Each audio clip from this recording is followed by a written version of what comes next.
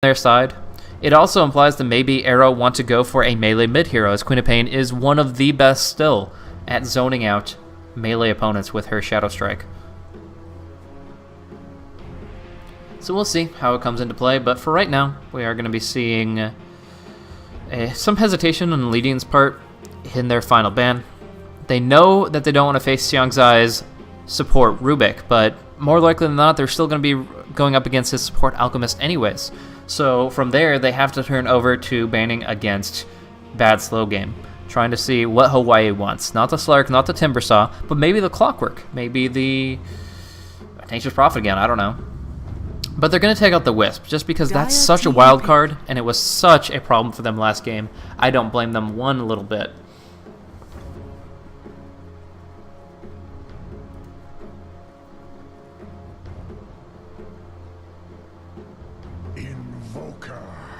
In the meantime, Premonage will get Invoker back in his hands, and I think that that's going to be a very interesting setup there.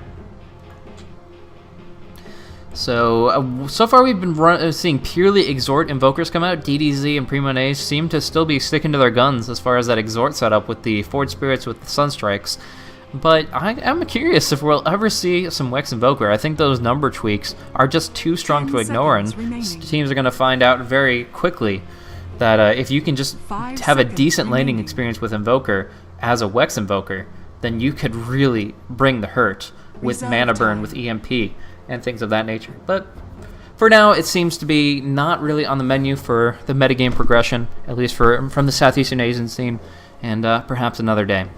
Right now, they're trying to stick to what they've practiced the most, and, you know, Impale setups into Sunstrike seemed pretty well coordinated the time that we saw Primo on that Voker.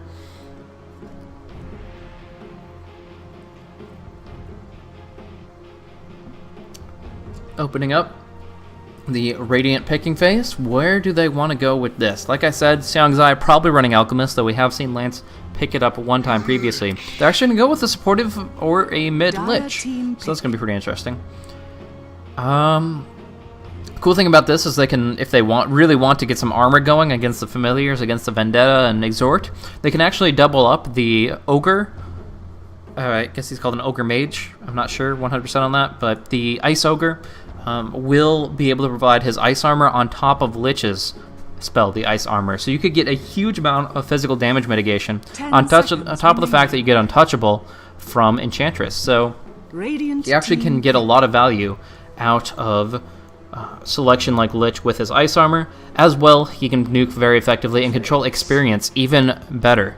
I mean, when you're talking about like a dual lane on mid, or even in like a 2.5 lane on the safe lane, when you can constantly deny with sacrifice, pull your lane back, and remove experience from your opponent, in fact supplement it to you or your carry, it just makes it so much more effective in the early stages of the game. And then once you reach the mid game, your Chain Frost is going to be the big thing you bring to the table. Now, when it bounces to Familiars, it doesn't actually inflict on them, so with good micro, the Visage doesn't really have to worry about it, but things like Forward Spirits can just continue to bounce that around and cause a lot of problems for Invoker.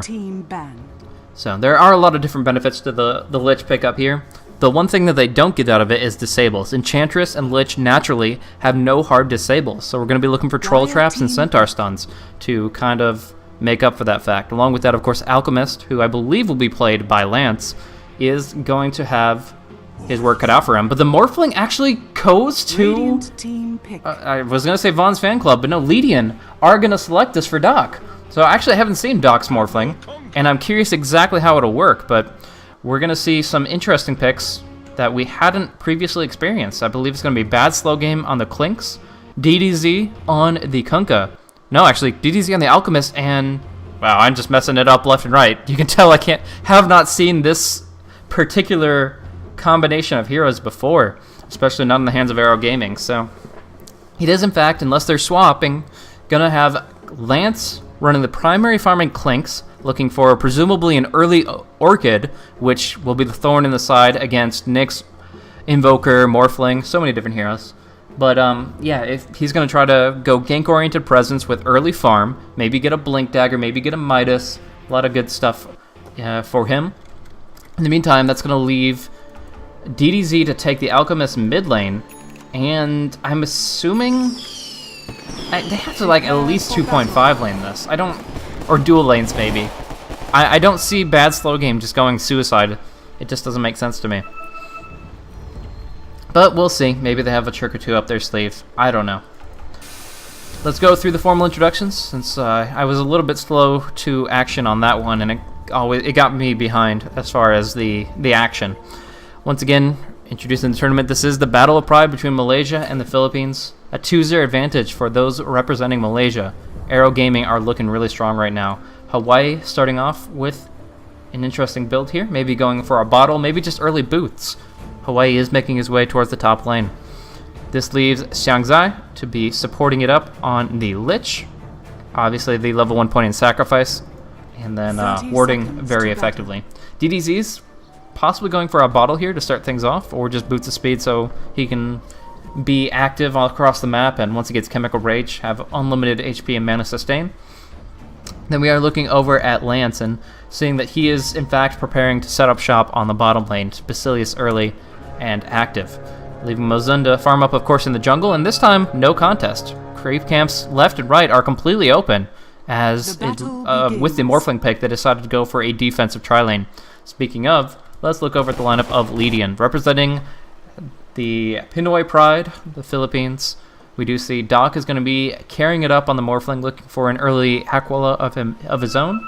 Interesting cosmetic there. I don't think I've seen that one before. So, Dreadful Abyss. The Gift of the Sea. A nice little combination of things. Anyways, looking over at Visage, this is gonna be Yoshcat supporting up alongside the Morphling, and when you consider the combination of Waveform and Soul Assumption, that is quite a bit of nuke. That could be very favorable for them. We do also have to take into consideration Primo. He's going to be running this Exort Invoker and has the potential to add in that Sunstrike on top. Now he's going to be having his work cut out for him a little bit against the Alchemist, but honestly I think he's going to be doing pretty good in the lane. He has already plus 9 damage from the Exort single orb. He has a Null Talisman since he was pooled Tangos, and if you look at his right-click damage, he's going to be able to CS against DDZ very effectively. So we'll see that coming into play as he is currently topping out the CS charts. Looking down at the bottom lane for a brief moment, we do see that it is currently a 1 versus 1 matchup between Bercy and Lance. And Bercy himself has its Stout Shield to tank up through some of that Searing Arrow damage, but it still hurts quite a bit.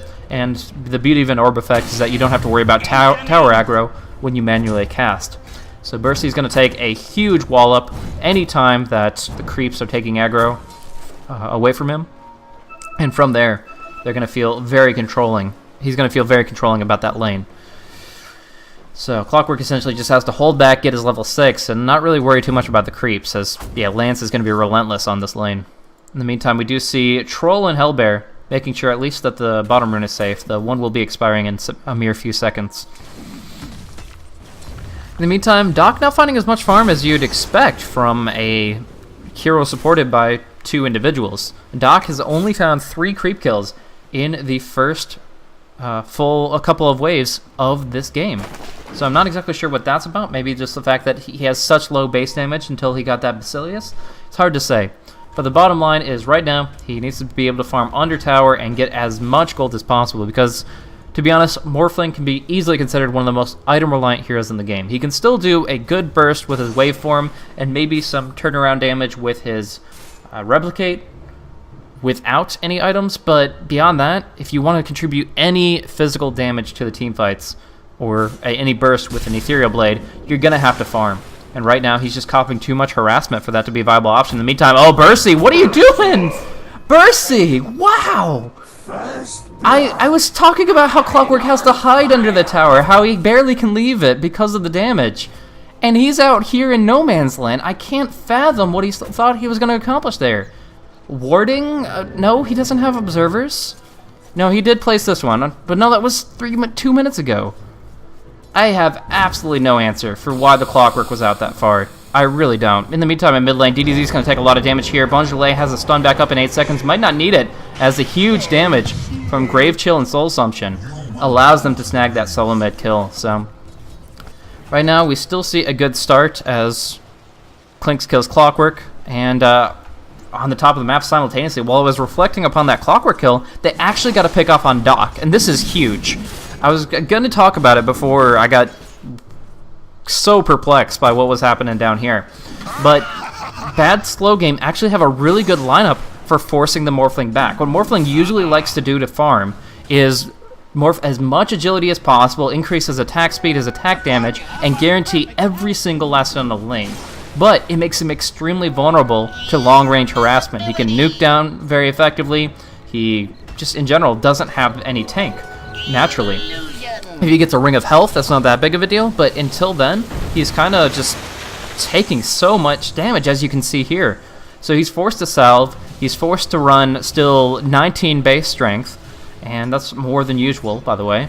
And it's all because of the long-range harassment from this dual lane. The Frost Blasts that are continuously sustained by this sacrifice at level 4 for the Lich, the cleave coming out from the Kunkka's Tidebringer, it just all serves to hurt Doc over and over and over again to the point that he has to play as safe as possible. And in this case, it's going to do more harm than good. In the meantime, man, I can't... Like, I only want to do is complete a single statement, but because I don't have a co-caster to call this stuff out, I'm just mostly going to focus on camera on kills rather than the full blown-out analysis. So, bottom line is we have a rotation here. Alchemist, still not level 6, but is able to fight it out enough to get the kill on the Invoker. This happened post-mortem with the Acid Spray. Now coming in for a concoction onto Bursey, but yes, he does get it. The projectile seems to have vanished from my screen.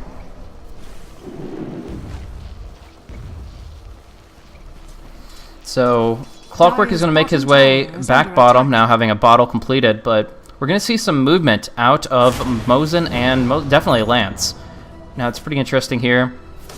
Lance actually went for a Phase Boots build on Clinks, which is usually not what you see. Sometimes opt for treads for more durability, that kind of thing. Sometimes I've even seen him go for BOTs, but Lance picking up the Phase Boots, he really just wants as much right-click damage as possible to use in conjunction with that Acid Spray. So... Actually, the Torrent will come down, but it looks like it's not going to actually connect. He even cancels us kind of. He didn't want any of that, but here's too much damage coming for him to deal with the Waveform and the Impale. Where'd Clinks wander off to anyways?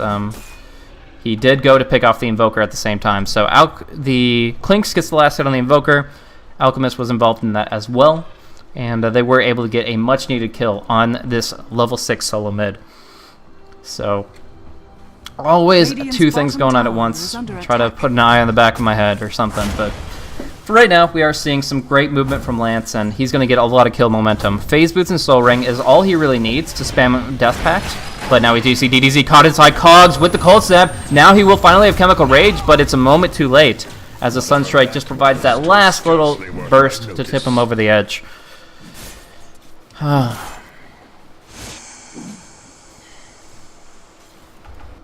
Beyond that, the Clinks is able to zone out the Clockwork quite effectively to the point that Bursey's now just resorting to ganking constantly. Like, anytime his hookshot's off cooldown, he should be ganking anyways and rotating. But the fact is, it's not like he has a choice. If he goes back down bottom, he's just going to get incinerated by this Clinks. DDZ, not going to get his stun. Oh, close to it, but no cigar. Anyways, this opens up Clinks since he essentially doesn't have a lane opponent. He can put damage into the tower, or he can go for hero kills very, very frequently. Again, Soul Ring plus Death Pact, he's always full HP and with this extra damage and health buffer, so he can go and dive and kill. And without any points in Wex, Primo does not have a chance to get out of this situation. The stun comes out on DDZ though, self-stun, and Lance has to go for this kill solo. Just when he did... oh, he might get it! Yes! The damage is sufficient. And now we do see that there is no detection on the Clinks, and as a result, Bursey won't be able to respond to this situation whatsoever. In fact, now has to cower into the tower as Mosin comes out to play to push and to try to get this kill. Now, Bonjourlet has found level 5, has a very powerful Impale that's going to hit on Mosin here, but he still doesn't have a real threatening presence until the Vendetta comes online. In the meantime, Visage seems the one to be the most deprived of experience, as we do see that he's at the bottom of the charts. Yoshkat has in fact only found level 3, is 107 experience per minute in this 8-minute game. Morphling up top is going to take some hits here and there from Hawaii. He still brings his CS up to 29 for 9, but I mean, when you're comparing that to Bad Slow Game's 25 for 6 when he was the offlaner, it actually doesn't look so great. Like, Morphling right now sitting on Aquila and Brown Boots, as well as 800 gold. In the meantime, down bottom, Clockwork gonna go toe-to-toe with Clinks, which is just, as I stated, a complete mistake. Nature attend us. Not a situation that you can really win from, even when you get close quarters with them. Like, normally, when you get a hook on a target and you pop dust on them so that they can't invis, you have a guaranteed kill as a Clockwork. Because he went for a counter-push build in the Rocket Flare, and the long-range assistance build with the Rocket Flare, it means that he can't go for those solo pickoffs. He can't go 1v1 cage match with the Battery Assault, because Lance's attack speed is so high. Actually, Kunkka might get picked off here. Yeah, too much damage for him to deal with, but have to watch out. Doc having to Strength Morph just to survive the potential Frost Blast of the Lich. Anyways, as I was saying, because Lance's attack speed is so much, the mini-stuns don't really mean much to disrupting his attack volleys, and the magic damage is extremely negligible at only 15 per tick. So, as you can see, Lance was able to tank through that, and now is about to pick up his second Oblivion Staff. Okay, in 25 gold, but still. In the meantime, we do see that the topping out the net worth chart is this huge disparity, to be honest. Like, I was thinking that Primo would be doing pretty good, and the Morphling would be getting there, but if you look at it, it's night and day between Lance and everyone else. 6,000 networks. I can't even speak right now. 6,000 net worth Clinks with 4 kills, with 65 CS, and comparing that to anybody else on the grid, he is just completely dominating this map. And this is a hero that's so momentum based that it might be insurmountable for Ledion. Of course, they'll try. They'll do the best they can with some good cold snap battery assault action, and because he will take a long time to pick up BKB, that might be sufficient. But for right now, they're just so far behind. And once this Orchid comes up, he can kill just about anyone. Speaking of, Lance is going to get gonned on. That is going to be enough damage to bring him down if they can just close the distance and get one more stun, but instead, Alchemist turns it around on Bercy, and Bonjourlet drops very low. One last right click, and that is going to be 2 kills for absolutely nothing. Bercy actually might turn this. No, he will get stunned out by the concoction, and Mosin should be able to finish the job with the last impetus.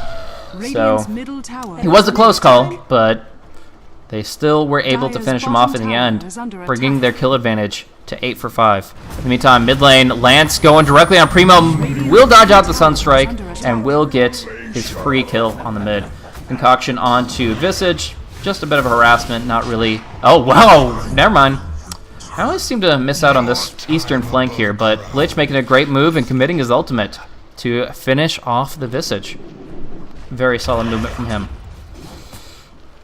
And, you know, I really like to try to keep this a balanced cast. I don't want to sound biased, and I want to try to talk about the good things that are going for the other team. But the best thing I have to report for Ledion is Morphling just picked up Power Treads. Like, I'm not joking. This is the only thing they have going for them.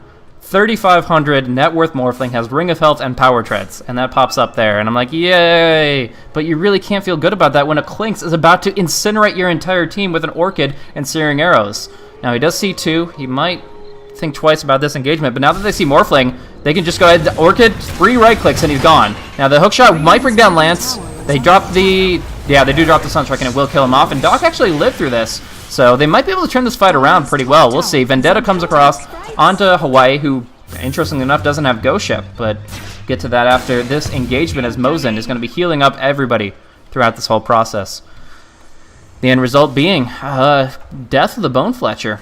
He gets a little bit too big for his own britches. And Doc will be able to tank through most of these impetus strikes. Now, there's 2 things I want to hit on, and I'm not sure if I'll get a time to really finish off either of them, but we'll start with the Orchid against Morphling. Not only is it really good against Invoker, Visage, Nyx, because they really can't do anything but micro familiars against it, it is really, really good against Morphling, because if he doesn't toggle his strength until, or attempt to toggle his strength until after the debuff hits him, he actually can't. Silences are one of the few things that actually prevent him from starting the morph. Actually, Soul Assumption about to come out on Hawaii, and this should be the kill. Yes! Magic Stick is going to be insufficient to keep him alive. But yeah, anyways, if you stun him, if you Beastmaster Roar him, if you lasso him, all these things, he can still just hit that strength button and heal up to full again. He can tank through so much damage if he's not silenced. But you throw a Hex or a Silence on him, and that's a completely different story. He won't be able to morph, he will just take damage, he won't be able to waveform away, and on top of that, he's one of the slowest heroes in the game. Like with Power Treads, he still only has 350 movement speed. So you clip his wings, you stop him from waveforming, you prevent him from healing up with the morph, and suddenly he is one of the squishiest heroes on the planet. Now Xiangzai gonna get attacked. We're gonna see the big Chain Frost come across and keep bouncing here. It might be enough to finish off Bursty in just a moment. Yes, he will fall. In fact, Nyx, no, won't get hit by it, but ends up just being a 1-for-1. Xiangzai support for Bursty's offlane. In the meantime, Orchid available. Primo in a bad spot here. He's going to get right in front of him. They're charging the concoction, and that should be the death of the Invoker. At least gets his Midas off before he falls, but still a kill fed away to the opposition. 7,800 net worth on this Clinks now.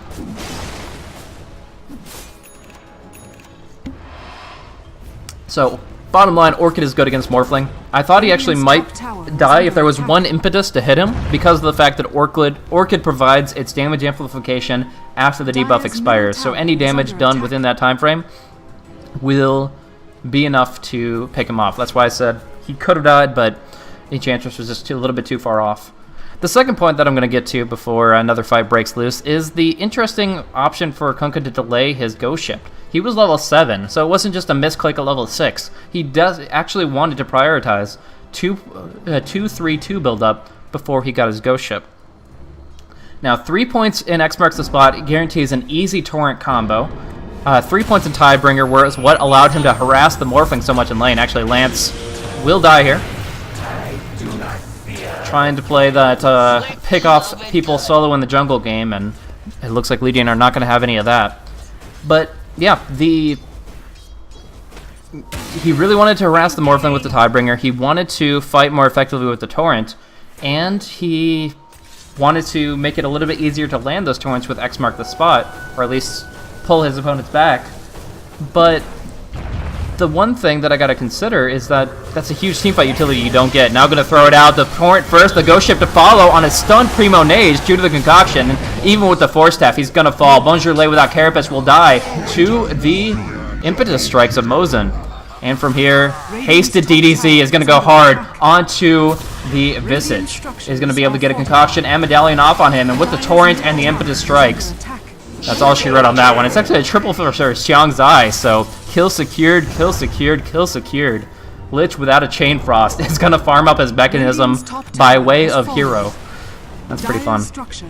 Meantime, on top lane, that Orchid came out a little bit too late, as we do see the Strength Morph was popped, and Morphling is perfectly fine, but now has no attack damage. He's actually down to 0 agility, and he attacks once a second. He does only 60 damage. Not really what you want for an Ultimate or Morphling. Mosin going to take a huge amount of damage. I don't think he'll survive. Yeah, the Sunstrike. No, the Cogs is probably what's going to do it. Either way, that gives them space to bring down the Morphling up on the top lane with Clinks and getting the killing blow on that one. Now going to hammer down on this tower with the Searing Arrows with the Strafe. So much damage. Physical, single target right click. That's what Clinks is all about. And he's putting it to work here on the top lane. In the meantime, in the mid lane, Visige's Familiars do contribute quite a bit alongside the Forward Spirits. They have a pretty interesting cosmetic. I think that's from, anyways. Concoction will fly out onto Bursty, putting him in the Acid Spray as well. Chain Frost finally coming through, but they should be able to Delta Split this. At least the Nyx will take that second hit, reflecting it back on the Lich. Bursty gets a very awkward hook shot, and then gets sent back with the Chain Frost. In the meantime, Clinks finishing off Bonjourlay with a quick little Orchid Strike on his part. He actually got it! DDZ! Wow, I thought he was just going to stun himself. But, wow, got the blink off and got the stun on the Visage. Even Medallion before that. And because he still only has 1 point in Gravekeeper's Cloak, this guy's still like paper. And these are bullets coming out of this Clinks' arrows. Or bow, whatever. Enchant will take up one of the Forward Spirits for 40 full seconds and allow them to push pretty hardcore on this one. In fact, they're going to claim the second one with the Clinks' ultimate. So very nicely done. This puts Ledion hardcore on the defensive. Where have we seen that before? Maybe the past 2 games. 7,500 gold advantage for Arrow and a 12,000 experience advantage for them as well. So, Morphling being the farm-reliant hero that he is, that's not even 2/3 of the way to his Lincoln Sphere. They're entering desperation mode right now. They need kills so badly, but they're just outgunned 100%. I mean, you look at the damage output from this Clinks.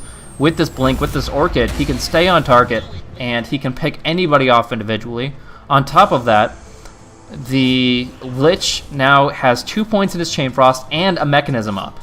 How do you kill people when they have Nature's Attendance, Chemical Rage, the Mechanism, and Kunkka's Rum from the boat?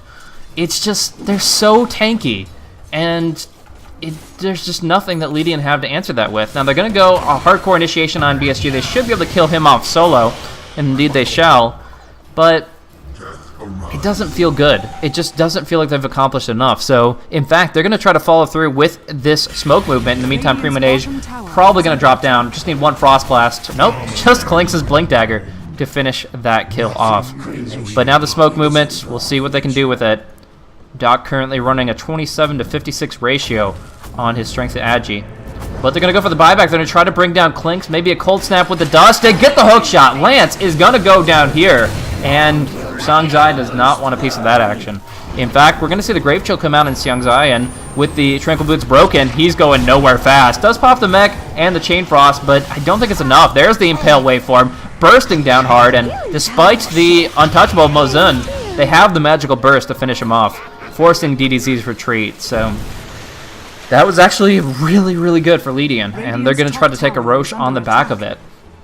Really good movement from them, pretty much just using their skills purely. They, like I said, they don't have anything along the lines of a farm advantage, but the Ants go marching one by one, and Ledion is the one to punish them.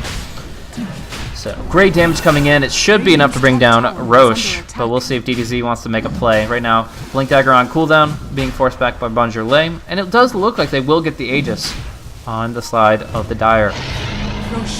Coming in, stun will come out hard onto Yoshcat under the Acid Spray, but now DDZ's in a bad spot. Ultimate doesn't even get a chance to pop, and Doc will just be able to TP out of the pit, no problem. So DDZ feeding his life away. They just got 4 hero kills, 1 Roche, and 1 Aegis, all secured, and completely swung this game back in their favor. Like, the graphs still don't show it yet, but we're going to see a significant comeback come into play, especially with this Lincoln Sphere now available on Doc. Like, he's no longer susceptible to being solo killed by Clinks. He can farm with some level of security, and they got some much needed experience on heroes like Visage, on the Invoker, and they are looking so much stronger than they did 3 or 4 minutes ago. Like I said, something big needed to happen, and it certainly did. Since I said that, 5 hero kills have occurred, 1 Roshan, and now some core items are definitely being completed. 2 great defensive pickups for Clockwork and Nyx. We see Ghost Scepters coming in to the fray, and of course Doc getting just so much value out of this Lincoln Sphere. It's not just good against the Orchid and the Unstable Concoction to nullify those huge limiting factors for Morphling, but it's also great for the stats alone. I mean, providing some great sustainability with the regen, and most importantly, plus 15 to all stats, which he can morph to be in his favor in either agility or strength. Add on top of that he is an extremely mana-reliant hero, and you've got one hell of an item on a hero that is now coming into his own. Aggressive movement, started off by the hook shot under the tower. DDZ does get his Chemical Rage this time, but I don't think it's enough. Dropping down under the tower, that's a full 5-man movement, and they will claim the DDZ's life once again. That is 5 deaths on the solo mid Alchemist. And that is not something you want to see if you are a fan of Team Arrow, if you are one with Malaysian pride. The Pinoys strike back. They look to at least wrench 1 game out of the hands of Arrow Gaming. But in the meantime, as space is created to some extent, the fortification is forced, mid dropping down to 280 HP, and the push ensues on top. TP coming in from the Morphling, and with the Aegis, he feels pretty confident to hold this position. Illusion. They pop the Lincoln Sphere with X Mark, but there is still a Nyx Assassin lurking in the shadows. We will see a blink away from the Familiars, as he was trying to get a free, easy pick off. Instead, we'll just kind of retreat. Double stun coming in. We're going to see some big damage. A great hook shot coming in on Lance, and they're going to single him out again. No BKB finished. And that is the bane of his existence right now. We do see Mosin getting hit by familiars left and right. The meteor does go off the mark a little bit, but they still should be able to get this kill. I mean, they have so many people surrounding him at this very moment. And indeed, no Force Staff? Or is he really going to live? That would be insane, but I believe it. I believe that's actually going to happen. So, there you go. Tanky as all get out, as I was saying before. And they are able to deal with a lot of this offensive pressure. Still, Lich wasn't really involved in that at all. The Chain Frost and Mechanism were non-factors in that fight. Now the Shadow Blade up on Kunkka. They still have a lot going for them. Meantime, we do see Reflected, Spike Carapace, Concoction, and DDZ taking so much damage to Melting Strikes with the Cold Snap, and almost getting a combo off with the Sunstrike and the Rocket Flare. Instead, he's going to regen up to full with his ultimate, and with some great damage from Mosin and from Kunkka, they're going to be able to turn this around, bringing down Primo Nage, looking for Yoshcat. Yes, they will claim 2, and maybe a 3rd if DDZ has anything to say about it, though it does not look like that's the case. We also saw some observers drop down, apparently. And we do see the flank to gank onto Doc, though they need something to break the Linken's fear, and it's going to be the X marks the spot. No. He's going to jump into the tree line. Blink attempt, but he will be able to TP away.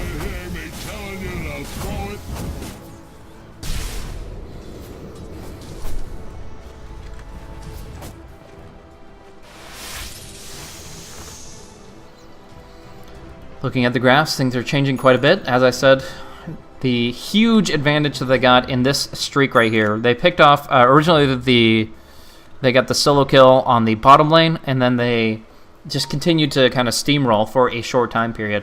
Of course, Aero Gaming has shaped up a little bit, and this Aegis is going to expire eventually, but for right now, they definitely seem to be pulling it back to some degree. It's definitely not as one-sided a match as the previous two have been.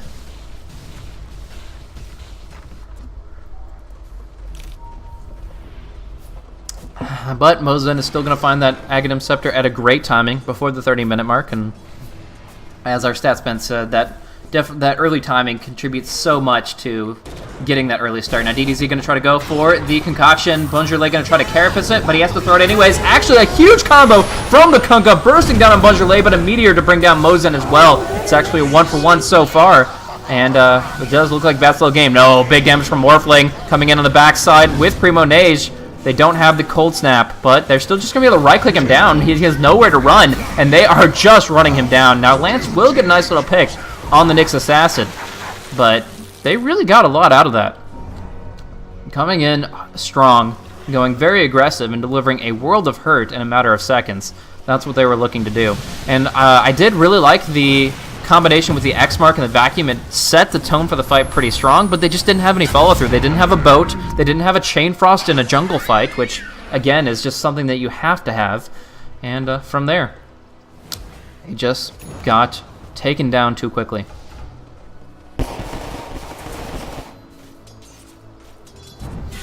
Now we do see the Orchid come out, and a lot of damage with this Blink Dagger, trying to finish off Primo, but because of the defensive Euls, he will survive. And now trapping in Hawaii, who cannot possibly TP away from the Battery Assault.